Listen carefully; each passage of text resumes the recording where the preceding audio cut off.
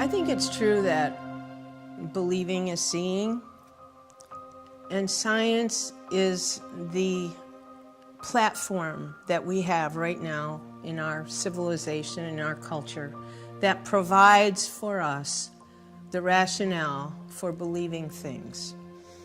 Because it's evidence-based, it's experiment-based, and for all the many reasons we know, science is the one area that we come to say what could possibly be true.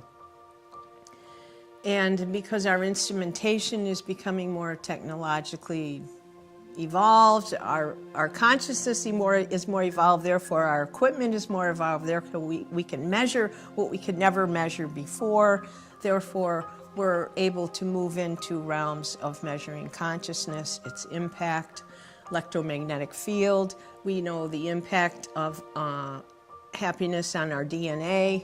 You can watch the DNA start to wind up and coil up if a person is agitated because it's non-local, so you can, so science is really providing us with ways of knowing that we never could know before.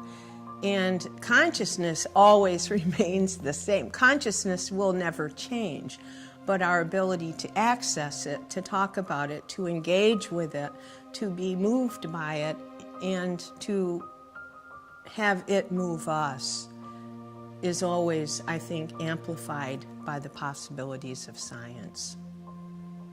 I think one of the reasons it's a pressing need to understand consciousness and its relationship to healing is that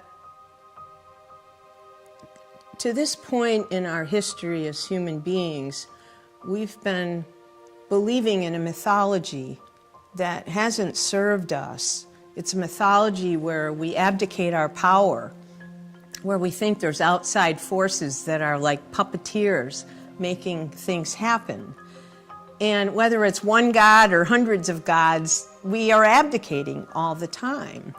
But I think we're now, evolutionarily speaking, reaching a point where we are beginning to understand that our well-being is in our hands. There is no puppeteer.